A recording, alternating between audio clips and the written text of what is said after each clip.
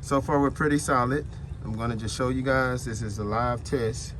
Let the air go from the, there we go.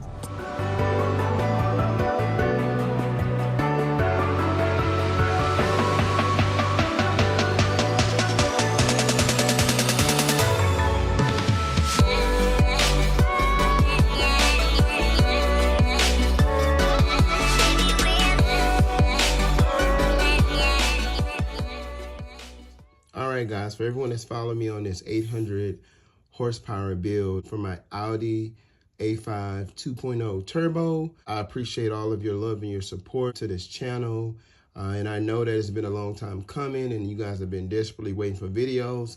When you're building an engine, you want to just really make sure that your engine is running to the optimum, capability and everything is aligned. For example, I changed my throttle body, I changed my fuel pump, I changed my spark plugs, my coils. So once I go to the tuner or if I tune it myself, but primarily I'm working with a tuner, I want to make sure that I'm doing everything on my part to ensure that my car is where it needs to be before we put all of the power to the floor. And also guys, YouTube is not the only thing I do. So bear with me as I put these videos out. And, the more you guys like and share, the more it pushes me to kind of prioritize, certain things in my life. So what I'm going to do now, because I'm at that point, you guys have been seeing the videos with me taking the car to the road. It's running the way it needs to be right now. It's looking like I'm leaning more towards the 600 range. But that's not verifiable. That's more of my different apps that I'm using. So before I take it to the full boost of what I possibly can, I'm going to do a cylinder compression test just to make sure that all of my cylinders have the right compression so that I don't blow my engine. So this right here is going to be a B tool, and I'm going to leave a description and a link to buy this below to where you can do a compression test at home. It's pretty simple. As you can see, guys, it's an 8-piece engine test. So this is not just for Audi. This is for any platform that you can think of. So yeah, I'm going to go ahead and open this up and let's see what the parts entail of. And then I'm going to open it up, do an unboxing. And after that, I'm going to do a compression test on my car. All right, guys, as you can see right here, I got it out the box. It's a pretty simple process when you're doing compression to a car.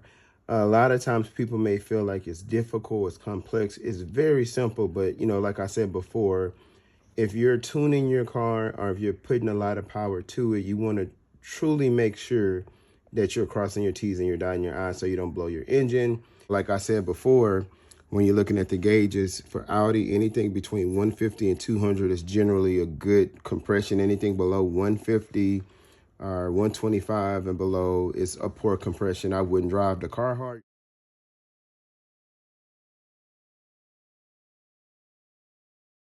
Will still work.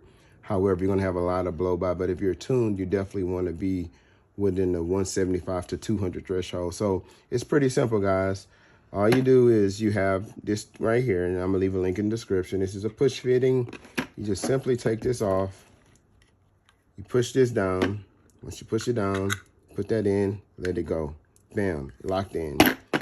And this part right here, you essentially find which, I think this is the one for my spark plug socket. You just screw this on right here, just like that. You do it hand tighten, don't use any tools. And then you put this into your spark plug socket. And once you do that, you're going to take out the fuse in your car for fuel because you don't want to run any fuel. You don't want your car to turn over. And then you're going to take out the electric.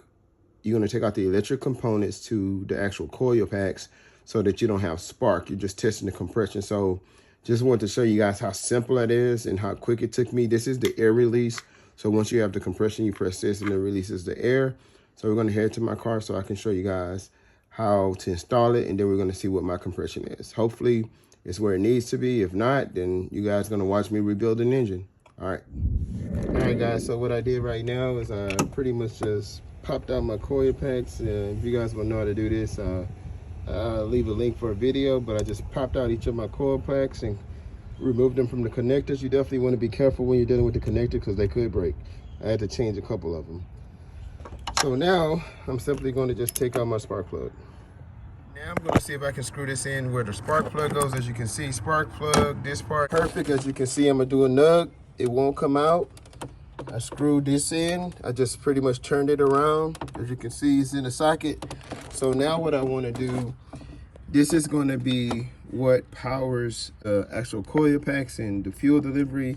So I want to go ahead and take these out because I'm going to do a test on the compression on this one first. So I'm going to go ahead and take this out. Just like so. I'm just going to do the rest of them for the sake of it. But as you can see, guys, it's flipped. This one is on this side and then this is on this side. So you just kind of repeat that. So I'm going to go ahead and take them out. All right, guys, so now that I have this out, I have all of these out. As you can see, they're all out. It kind of color codes which one goes where. I don't want spark, I just want compression. So now I'm going to go ahead and check the compression on this. Took out the first spark plug, so here we go.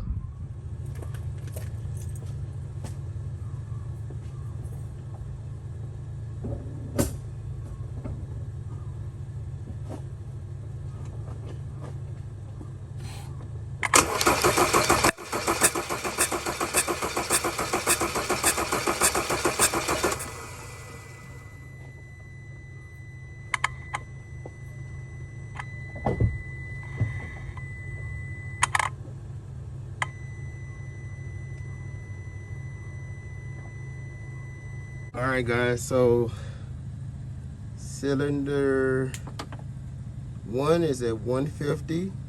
I'm not at the max PSI, but it still is a passing grade. It's 155 through 200, so it passes, right? But I definitely could use some more compression, so we're gonna go to the next cylinder. So at least I know that cylinder 1 is not blown, so I'm gonna go to number 2. Before I go to number 2, I'm going to do a wet test.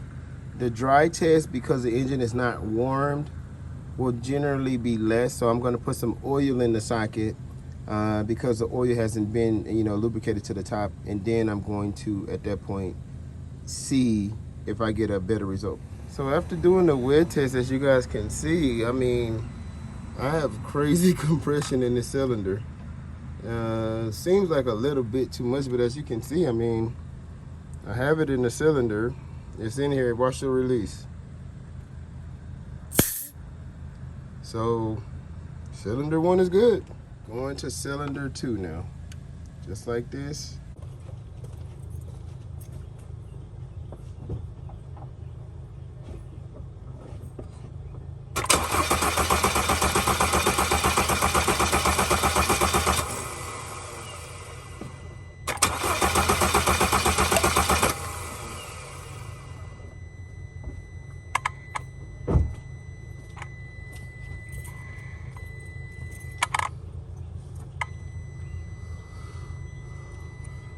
All right, guys, that's cylinder 3 without the wet test. So compression is good in cylinder 1 and 3. I'm going to come back to 2. So as you can see, if I do a wet test, I might get about 200. So I'm really in good shape so far as my compression.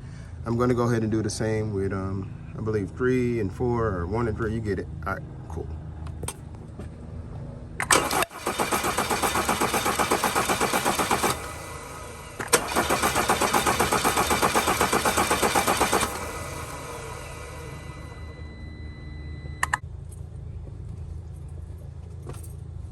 All right, guys, this is going to be my last cylinder.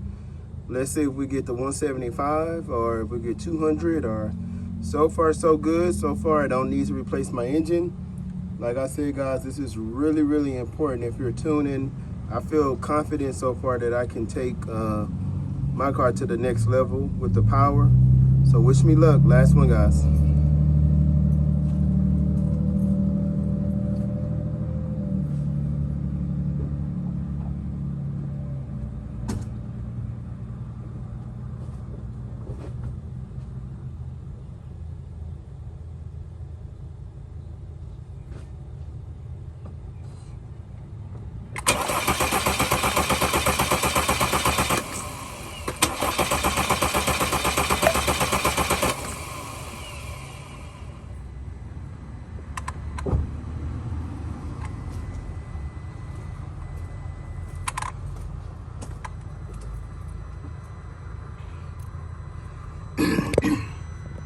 As you guys can see, I do it, and I do it for real. I'm not faking anything. I'm showing you guys what my engine can do, what it can handle. As you can see, all 4 cylinders have had great compression. So now I can put everything back together and I'll be ready to rock and roll. Also, if someone can't get the thing to spin in there, you pretty much put this on the compressor side of this. It's gonna look just like this. And then you can also stick it in there, but it's not a snug fit, so you would have to hold it while someone tries to start it for you. Let me show you how it looks. First, let me decompress this. As you guys can see, I'm within spec with my compression. Happy about that.